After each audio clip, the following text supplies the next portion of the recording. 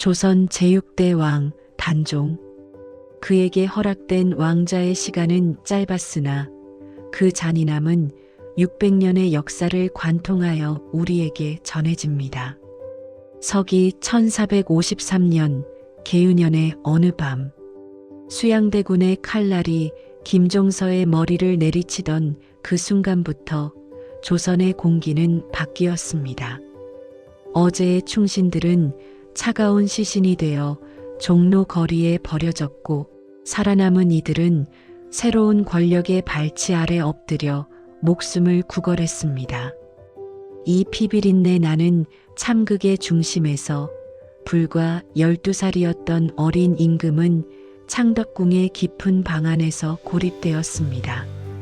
낮에는 수양대군의 눈치를 살피는 대신들이 가득했고, 밤이면 언제 들이닥칠지 모르는 자객의 발소리에 숨을 죽여야 했던 공포의 나날들. 교과서는 이 시기를 왕위 찬탈이라는 건조한 단어로 기록하지만 그 이면에는 소년 왕이 감당해야 했던 거대한 고독이 있었습니다. 궁궐의 담벼락 너머로는 매일같이 통곡 소리가 들려왔고, 임금의 수라상을 차리던 궁녀들조차 겁에 질려 손을 떨었습니다. 누구도 감히 왕의 편에 서서 말을 건네지 못하던 시절이었습니다. 권력의 해바라기들은 이미 수양대군의 집인 저동으로 몰려가 문전성시를 이루고 있었고, 대궐은 마치 살아있는 무덤처럼 변해갔습니다. 하지만 이 숨막히는 정적 속에서 임금의 그림자처럼 곁을 지키던 한 남자가 있었습니다. 그는 화려한 관복을 입은 정승도, 날카로운 검을 든 무사도 아니었습니다. 오직 임금의 의복을 챙기고 수라의 독을 검사하며 평생을 뒷방에서 살아온 늙은 환관, 엄자치였습니다. 그는 세종대왕 시절부터 왕실을 보필하며 권력의 부침을 보아왔지만 지금처럼 처참한 광경은 본 적이 없었습니다. 엄자치는 알고 있었습니다. 이제 곧 소년왕은 이 화려한 궁궐에서 쫓겨날 것이며 그 길은 돌아올 수 없는 죽음의 길이 될 것임을 말입니다. 다른 내시들이 살 길을 찾아 수양대군의 신복들에게 뇌물을 바칠 때 엄자치는 조용히 단종의 해진 버선을 꿰매고 있었습니다. 그것이 그가 할 수 있는 유일한 저항이자 마지막 충성임을 직감했기 때문입니다. 세조가 즉위하고 단종이 상황으로 물러나 수강궁에 유폐되자 궁궐의 공기는 더욱 차갑게 식어갔습니다. 어제의 임금을 모시던 수많은 나인과 환관들은 약속이라도 한 듯 새 주인인 세조의 처소로 발길을 옮겼습니다. 권력의 비정함은 인간의 본성을 가장 적나라하게 드러내는 법입니다. 하지만 그 아수라장 속에서 오직 한 사람, 환관 엄자치만은 움직이지 않았습니다. 엄자치는 본래 세종대왕 시절부터 그 성실함을 인정받아온 인물이었습니다. 그는 화려한 정무의 중심에 서본 적이 없는 그저 왕실의 가계를 돌보고 임금의 안위를 살피는 전형적인 내관이었습니다. 그러나 역사의 경랑은 가장 평범했던 그를 가장 비범한 선택의 기로에 세웠습니다. 수양대군의 신복들이 엄자치에게 다가와 새 왕을 섬길 것을 종용하며 부귀영화를 약속했을 때 그는 조용히 고개를 저었습니다. 그에게 임금은 오직 한 명, 지금 눈앞에서 떨고 있는 어린 소년뿐이었기 때문입니다. 세조의 서슬 퍼런 감시 속에서 상황 단종을 보필하는 것은 목숨을 내놓는 일과 다름없었습니다.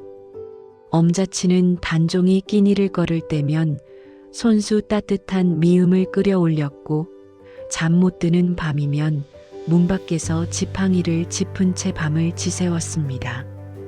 실록의 기록은 그를 단순히 상황을 모시던 황관이라 짧게 기술하지만 그 행간에는 차마 다 적지 못한 눈물겨운 헌신이 숨어 있습니다. 당시 조정에서는 엄자치를 눈의 가시처럼 여겼습니다. 단종을 고립시켜 스스로 무너지게 하려 했던 세조의 계획에 묵묵히 그 곁을 지키는 엄자치는 거추장스러운 존재였기 때문입니다. 하지만 엄자치는 굴하지 않았습니다. 그는 임금의 옷을 세탁하며 그 소매자락에 묻은 눈물 자국을 보았고 어린 주군의 떨리는 어깨를 보며 결심했습니다. 세상 모두가 이 아이를 버려도 자신만은 이 아이의 마지막 그림자가 되어주겠노라고 말입니다. 그는 화려한 문장으로 충성을 맹세하는 상소를 올리지도 않았고 칼을 휘둘러 적을 베지도 않았습니다. 다만 임금이 마실 물 한 잔을 정성껏 뜨고 찬 바람이 새어드는 문틈을 종이로 메우는 지극히 일상적인 행동으로 자신의 신념을 증명했습니다. 그것은 조선의 건국 이념인 충이 화려한 담론이 아닌 한 인간이 다른 인간에게 바치는 진심 어린 애정임을 보여주는 순간이었습니다. 이제 역사는 이 노안관을 궁궐의 구석진 방에서 끌어내어 영월의 험한 산세로 이어지는 비극의 여정으로 몰아넣기 시작합니다. 조선의 정사 세조실록은 승자의 기록입니다. 그 기록 속에서 엄자치는 종종 불온한 인물 혹은 왕실의 질서를 어지럽히는 간사한 황관으로 묘사되곤 합니다. 세조 1년 기록은 엄자치가 상황단종과 외부 세력을 연결하려 했다는 혐의를 씌워 그를 압박하기 시작합니다. 권력자들에게 있어 단종 곁을 지키는 노안관의 존재는 그 자체로 위협이었습니다. 그가 임금의 눈물을 닦아주는 행위조차 정치적인 음모로 둔갑하던 시대였습니다. 실록에 따르면 엄자치는 수시로 상황의 처소를 드나들며 사사로운 말을 전했다는 이유로 탄핵의 대상이 됩니다. 조정의 대신들은 입을 모아 소리쳤습니다. 황관이 국정에 관여하고 상황의 마음을 어지럽히니 마땅히 멀리 귀양을 보내야 합니다. 하지만 과연 그것이 국정 관여였을까요? 아니면 홀로 남겨진 소년의 흐느낌을 들어준 유일한 귀였을까요? 사관의 붓끝은 그의 행위를 불충이라 적었으나 역사의 눈은 그것을 지독한 충성이라 읽습니다. 당시 세조의 측근들은 엄자치를 회유하려 끊임없이 시도했습니다. 상황은 이미 기울어진 해와 같으니 새해를 바라보라는 유혹이 빗발쳤습니다. 그러나 엄자치는 그들의 화려한 연회에 단 한 번도 얼굴을 내비치지 않았습니다. 기록에 남은 그의 죄목 중 하나는 상황의 명을 받들어 사사로이 물건을 전달했다는 것이었습니다. 그 물건이 무엇이었는지는 명확히 기록되지 않았으나 후대의 역사가들은 그것이 단종의 안위를 걱정하는 이들의 편지나 작은 위로의 마음이었을 것이라 추측합니다. 엄자치는 자신에게 닥칠 화를 모르지 않았습니다. 그는 이미 수많은 정객이 형장의 이슬로 사라지는 것을 보아온 노련한 내관이었습니다. 그럼에도 불구하고 그는 멈추지 않았습니다. 실록의 건조한 문장들 사이로 우리는 엄자치의 고독한 뒷모습을 봅니다. 비난과 탄핵의 화살이 쏟아지는 조정의 한복판에서 그는 오직 단종의 처소만을 바라보고 있었습니다. 승자의 기록은 그를 죄인이라 부르지만 그 죄목이야말로 엄자치가 평생을 바쳐 지키고자 했던 인간의 도리였음을 역사는 증명하고 있습니다. 이제 세조는 결단을 내립니다. 단종을 지탱하던 마지막 기둥마저 꺾어버리기로 한 것입니다. 엄자치를 조정에서 축출하고 먼 유배지로 보내라는 명이 떨어집니다. 임금과 환관, 주군과 그림자 같았던 두 사람의 강제적인 이별이 다가오고 있었습니다. 기록되지 않은 눈물이 궁궐의 바닥을 적시던 그날, 엄자치는 마지막으로 단종의 발치에 엎드려 조용히 작별을 고했습니다. 세조의 서슬 펄언 명령이 떨어졌습니다. 엄자치를 조정에서 축출하여 멀리 귀양 보내라는 명이었으나 사실상의 사형 선고나 다름없었습니다. 하지만 엄자치는 유배지로 떠나기 전 마지막 소원을 청합니다.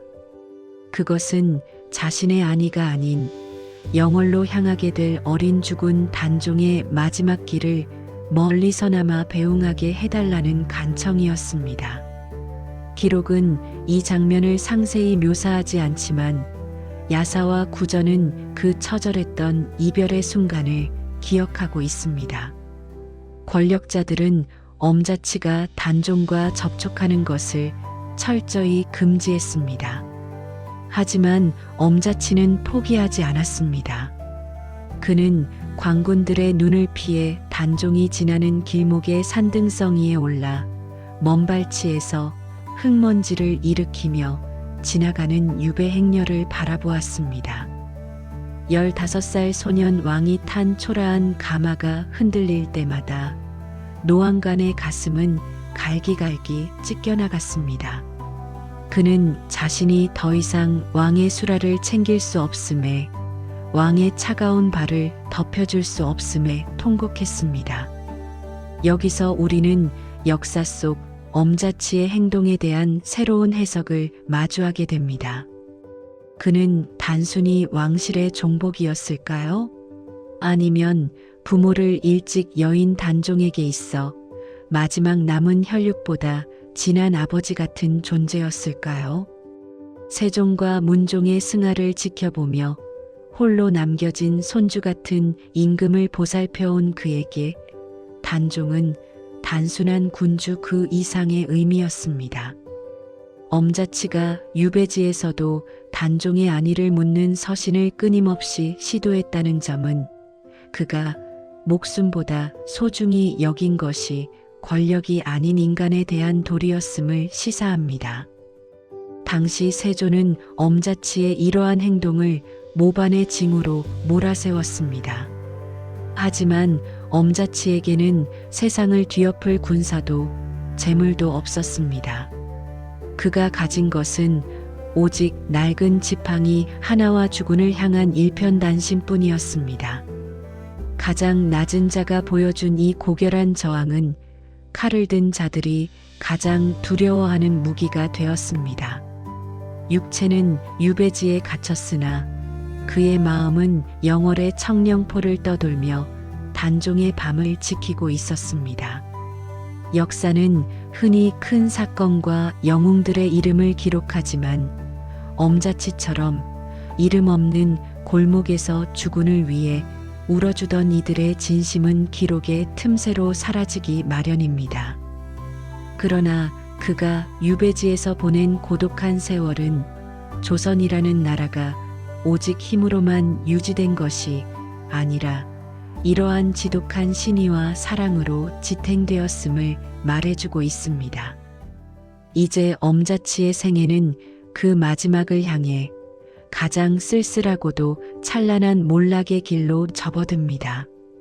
결국 운명은 가혹한 끝을 향해 달렸습니다. 세조 3년 단종을 복위시키려던 금성대군의 계획이 발각되자 조정은 피바람에 휩싸였습니다. 그 불길은 유배지에 있던 노안간 엄자치에게도 옮겨 붙었습니다. 단종을 향한 그의 일편단심은 권력자들에게는 제거해야 할 역모의 뿌리로 해석되었습니다. 이미 관직은 박탈되었고 이름 앞에는 죄인이라는 낙인이 찍힌 상태였습니다. 엄자치는 먼 유배지에서 단종의 죽음 소식을 전해 듣습니다. 영월 청령포의 차가운 물줄기 너머로 어린 주군이 세상을 떠났다는 소문이 들려왔을 때 그는 통곡조차 할 수 없는 깊은 절망에 빠졌습니다. 평생을 왕의 그림자로 살며 그를 먹이고 입혔던 그에게 지켜주지 못한 주군의 죽음은 자신의 심장이 멈추는 것과 다름없었습니다. 기록에 따르면 엄자치는 그 소식을 들은 후 식음을 전폐하고 밤마다 단종이 있는 북쪽 영월을 향해 절을 올렸다고 전해집니다. 세조는 엄자치를 끝내 용서하지 않았습니다. 그는 제주도로 다시 육지로 끊임없이 유배지를 옮겨 다녀야 했습니다. 화려한 궁궐의 내시부 상선으로 대접받던 노인은 이제 누더기를 걸친 채 거친 보리밥조차 구하기 힘든 처지가 되었습니다. 하지만 엄자치의 입에서는 단 한 번도 세조를 원망하거나 자신의 처지를 비관하는 말이 나오지 않았습니다. 그는 오직 침묵으로 일관했습니다. 그 침묵은 권력에 대한 가장 강력한 저항이자 주군에 대한 마지막 예우였습니다. 역사서의 마지막 장에서 엄자치의 이름은 서서히 흐릿해집니다. 그가 정확히 어느 날 어느 곳에서 숨을 거두었는지 기록은 명확히 답해주지 않습니다. 다만 그가 죽는 순간까지 단종의 해진 저고리 조각을 품에 안고 있었다는 전설만이 민초들의 입을 통해 전해질 뿐입니다.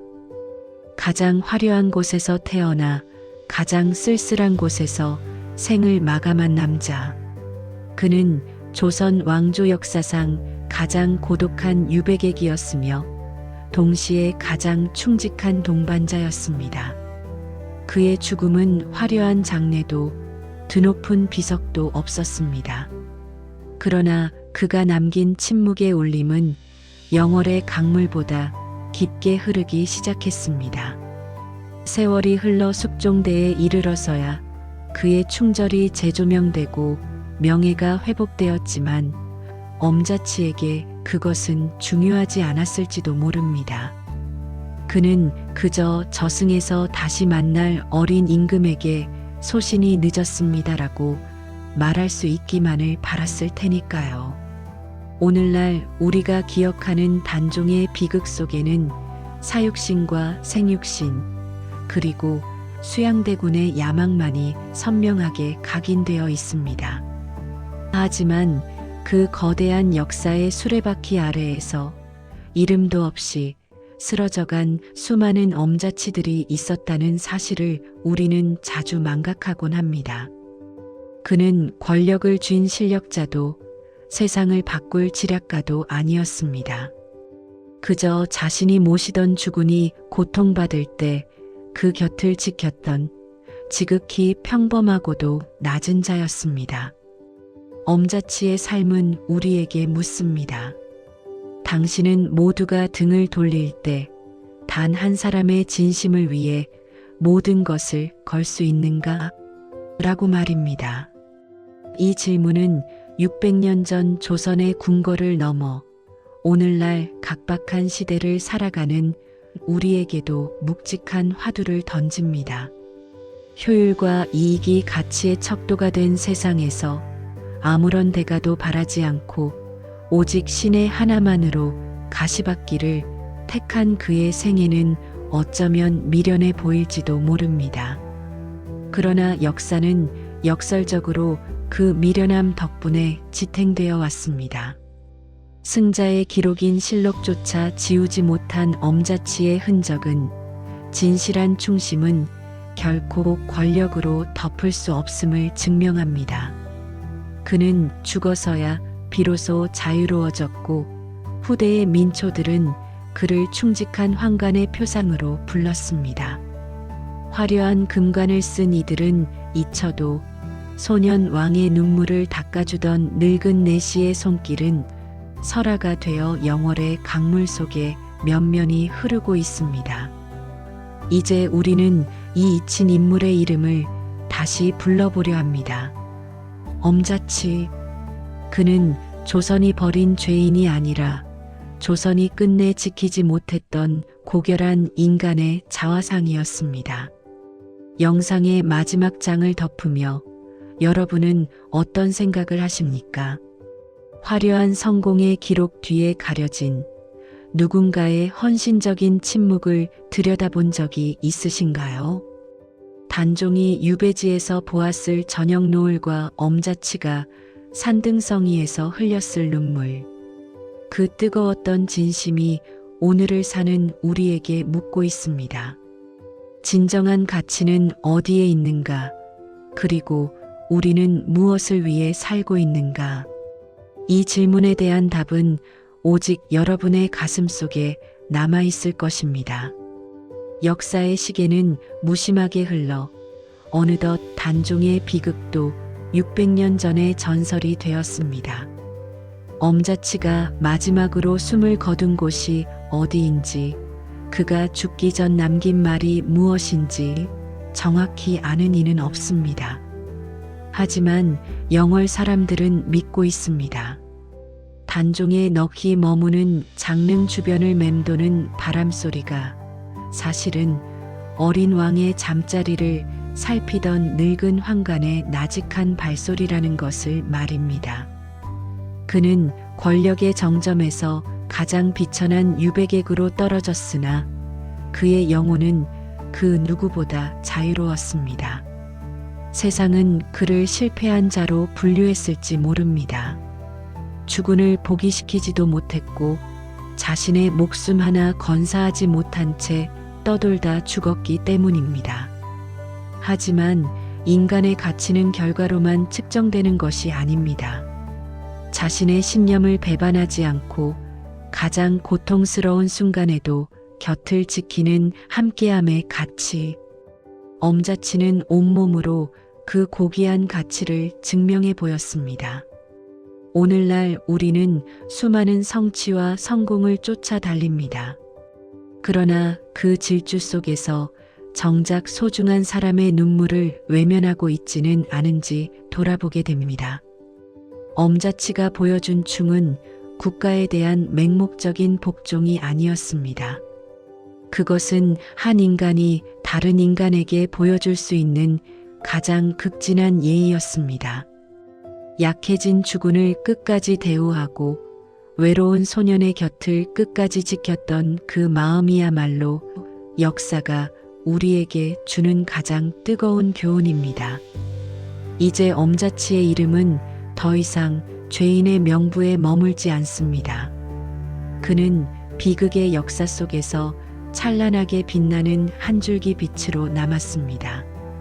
강물은 흐르고 권력은 바뀌어도 변하지 않는 것은 인간의 진심입니다.